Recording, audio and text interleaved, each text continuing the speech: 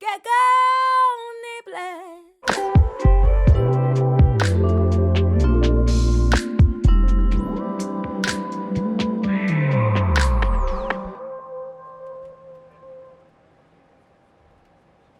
And you can find the emergency exits at the front of the aircraft, the centre, and to the... I'm sorry, ladies and gentlemen, let me continue. Please ensure your seatbelt is fastened while the sign is illuminated, but for your safety and comfort, we recommend that you... Ow! Sheba, stop that. Don't be naughty and leave the nice lady alone. She's never been on a plane before, bit overexcited. Come on, Sheba, don't be a silly girl. The lady doesn't want to play with you today. She's giving the safety briefing. Smoking is, of course, forbidden at all times, and... Ow! I'm sorry, there seems to be a problem with some insects on the aircraft. Please remain seated while I deal with this situation. Sir, can I just borrow your in-flight magazine? What? No, you can't swat them. They're mine. They're yours? They're my emotional support wasps. I'm a nervous flyer, so I've been exposing myself to wasps. Exposing yourself to wasps, is that legal? It's very effective. Look at everyone else shrieking and waving their arms around, and I'm cool as a cucumber. I thought I'd be terrified. That's why I bought all 14 of them. 14? You can't bring 14 wasps on a plane. Really? Well, how many is acceptable then? The stripy one is Sheba, and the other stripy one is Spot, and the smaller one with the cute waggly antenna is Adrian, and...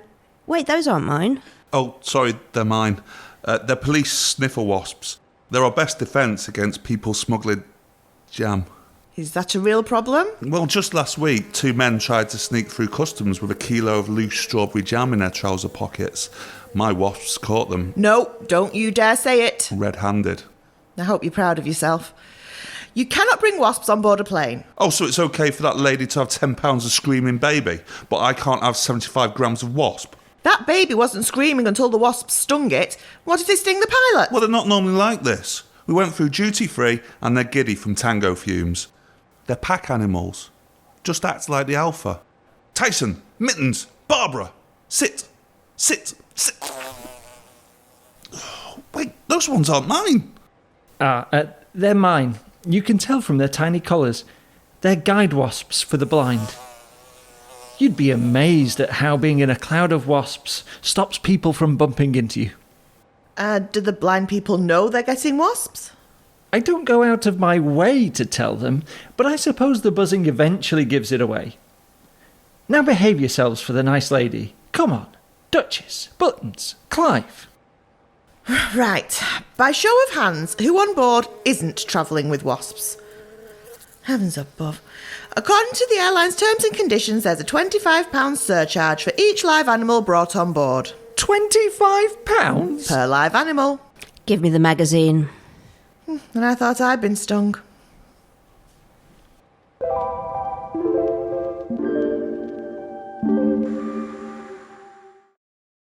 And action.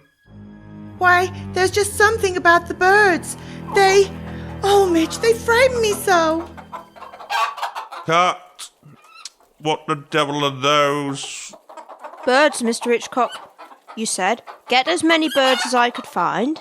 And there's a farm down the road run by a lovely couple. Had the place for generations. I can't believe I'm saying this, but still, I appreciate I didn't make myself abundantly clear. Chickens are, I suppose, technically birds. That is true, Mr. Hitchcock. But you try and get an omelette out of a sparrow. Eggs are too small, you see. They don't produce enough, no matter how hard you squeeze them. Shut up! I want birds that can fly. Maybe if they had sufficient run-up. Or with the right kind of catapult. We're shooting a horror film. It's supposed to be frightening.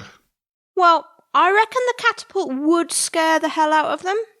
Especially if I painted flames on the handle, sir. Forget the clucking chickens.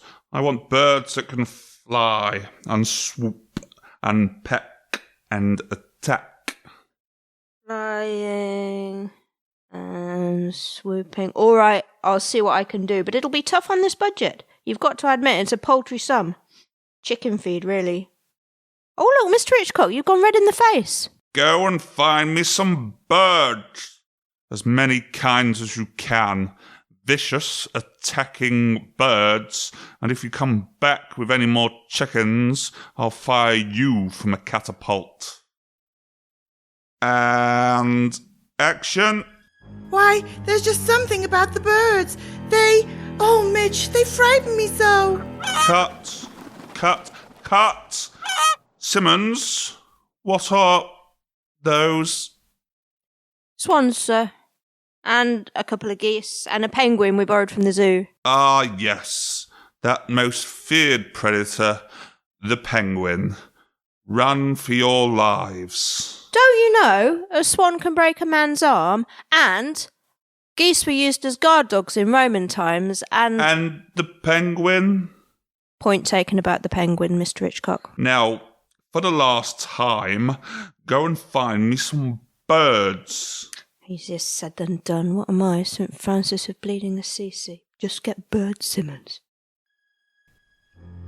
Coming soon to a cinema near you, the master of suspense returns with a chilling tale of nature, read in beak and claw, starring Tippi Hedren. Why, there's just something about the birds. Oh, Mitch, they frighten me so. Alfred Hitchcock's The Ducks. Mr. Hitchcock, it's about this bird flu. The whole pond's come down with it. Alfred Hitchcock's The Duck. You're fired, Simmons.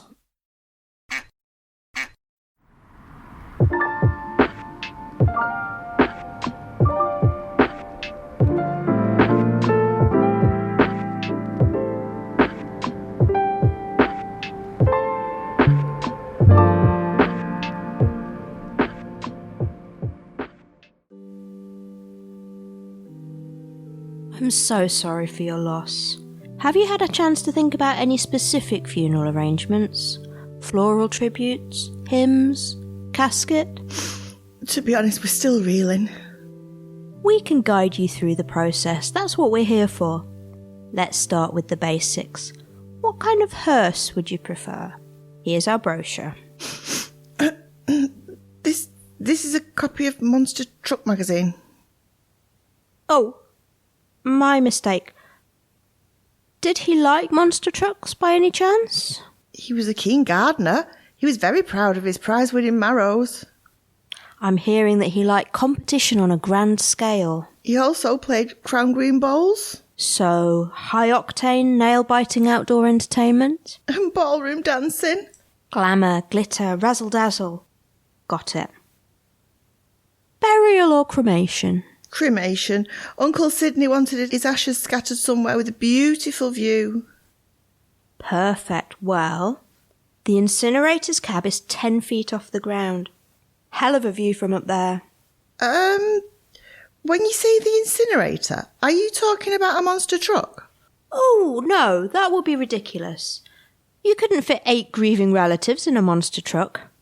This is more of a monster hearse, and as the next of kin, you'd get to operate the flamethrower. He was a 94-year-old man. You can't toast him like a crumpet.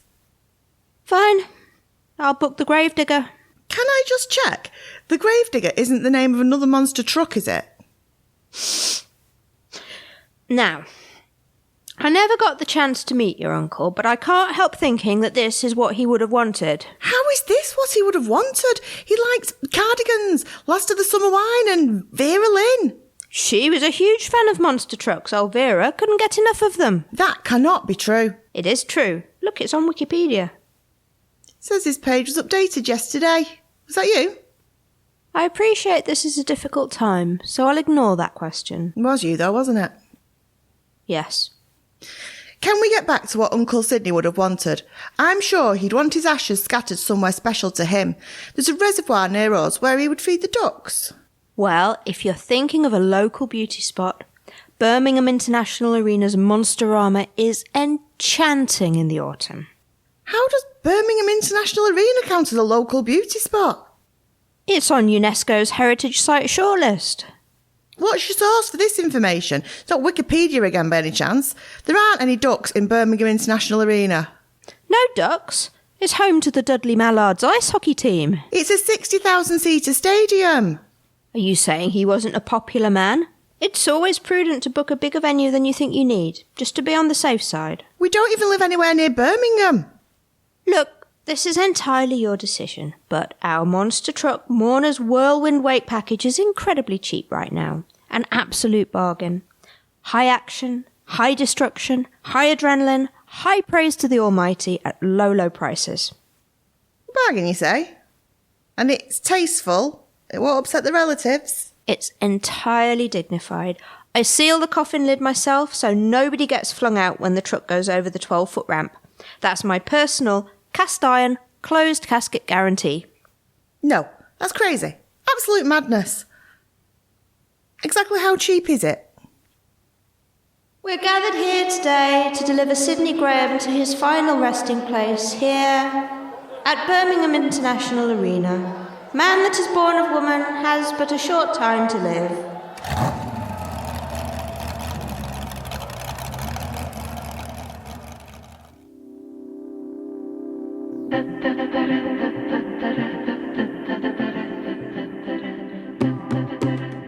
This episode of Giggle Niblets was written and performed by Rachel Johnston, Gemma Dagner, Anthony Thomason, and John Duckworth. The lead writer for this episode was Rachel Johnston, with additional silliness from the Manchester Comedy Writing Collective.